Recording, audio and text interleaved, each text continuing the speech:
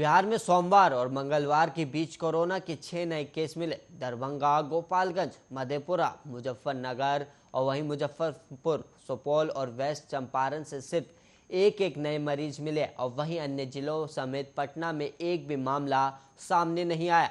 स्वास्थ्य विभाग की ओर से मंगलवार की शाम जारी रिपोर्ट के अनुसार बिहार में अब एक्टिव केसों की संख्या 54 हो गई है।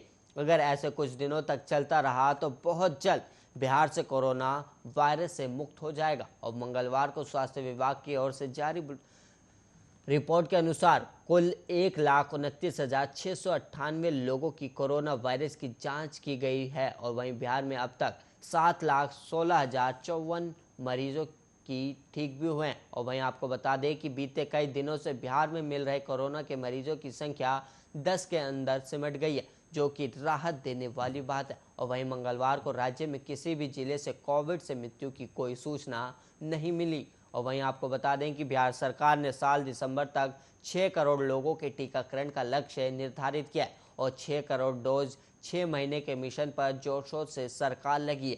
और बीते सोमवार को 16 लाख से अधिक लोगों का टीकाकरण करने के बाद मंगलवार को भी स्वास्थ्य विभाग की ओर से ये महाअभियान जारी है।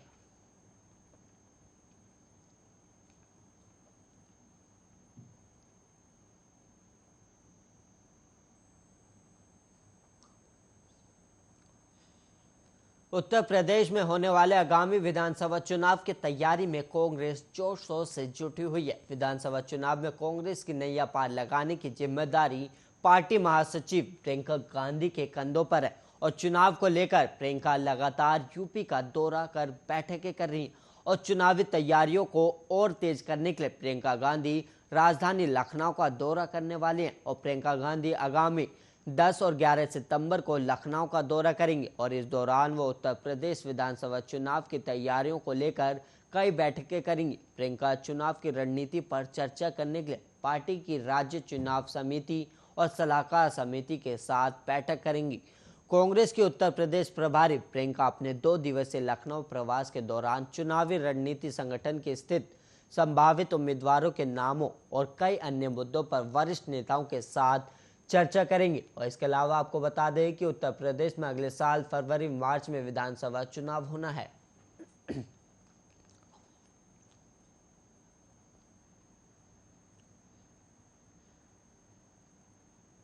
बिहार की लोक जनशक्ति पार्टी और पासवान परिवार के बीच चल रहे झगड़े के बीच एक बड़ी खबर सामने आई, जहां पर मंगलवार को चिराग पासवान ने अपने चाचा और केंद्रीय मंत्री पशुपति पारस के घर जाकर उनसे मुलाकात की है। और इस मुलाकात का एक खास मकसद था। चिराग पासवान अपने पिता और पूर्व केंद्रीय मंत्री रामविलास पासवान की पहली बरसी में शामिल होने के लिए अपने चाचा को आमंत्रित करने उनके घर गए थे।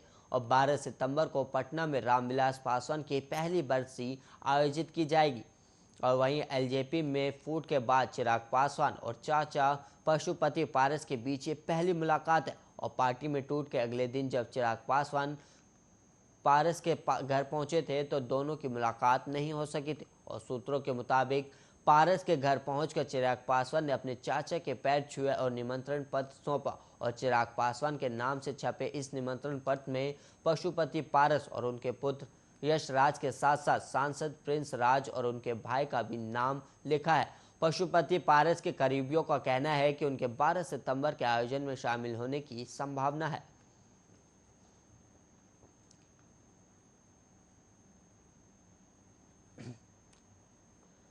छत्तीसगढ़ के सीएम भूपेश बघेल के पिता नंद कुमार बघेल को पुलिस ने गिरफ्तार कर लिया। गिरफ्तारी के बाद उन्हें रायपुर की एक अदालत में पेश किया गया। और वहीं नंद कुमार के वकील गजेंद्र सोनकर ने कहा कि कोर्ट ने उन्हें 15 दिनों की न्यायिक हिरासत में भेज दिया है। और वहीं नंद कुमार बघेल पर ब्राह्मण समाज के खिलाफ विवादित बयान देने का आरोप है और सर्व ब्राह्मण समाज की शिकायत पर रायपुर की डीडी नगर थाने की पुलिस ने शनिवार देर रात 75 वर्षीय नंद कुमार बघेल के खिलाफ प्राथमिकी दर्ज की थी। और एक पुलिस अधिकारी के मुताबिक शिकायत में संगठन ने आरोप लगाया कि हाल में मुख्यमंत्री के पिता ने ब्राह्मणों को विदेशी बताकर लोगों से उनका बहिष्कार करने की अपील की है। और उन्होंने कथित तौर पर लोगों से ब्राह्मणों को गांव में घुसने नहीं देने का भी आह्वान किया। और अधिकारी ने शिकायत के हवाले से बताया कि नंद कुमार बघेल पर भगवान राम के बारे में भी कथित तौर पर अपमानजनक टिप्पणी करने का आरोप है। और उन्होंने आगे बताया कि संगठन ने अपनी शिकायत में कहा कि मुख्यमंत्री के पिता की कथित टिप्पणी का वीडियो सोशल मीडिया प्लेटफॉर्म पर उपलब्ध भी है और पुलिस के मुताबिक नंद कुमार बघेल के खिलाफ भारतीय दंड संहिता की धारा 153A और धारा 505 के तहत मामला दर्ज किया गया है।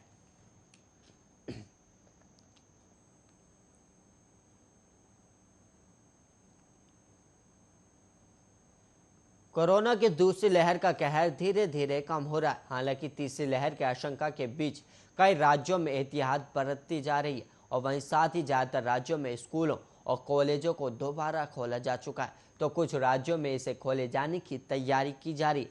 देश की राजधानी दिल्ली में भी कोरोना का कहर कम होने के बाद ऊपरी कक्षा के स्कूल खोल दिए गए हैं। हालांकि पहली से 8वीं तक के स्कूलों को खोले जाने का अभी भी इंतजार किया जा रहा है। दिल्ली सरकार 122 शिक्षकों को करेगी पुरस्कृत और वहीं आपको बता दें 4 को मिलेगा विशेष सम्मान। और इन सब के बीच 6ठी से 8वीं तक के स्कूलों को खोले जाने को लेकर दिल्ली के डिप्टी सीएम मनीष सिसोदिया ने बड़ी जानकारी दी। शिक्षा विभाग का भी प्रभार संभाल रहे मनीष सिसोदिया ने बताया कि दिल्ली आपदा प्रबंधन प्राधिकरण की बैठक में इस पर चर्चा होगी और इसके बाद फैसला लिया जाएगा कि दिल्ली में 6ठी से 8वीं कक्षा के स्कूल कब खोले जाएंगे।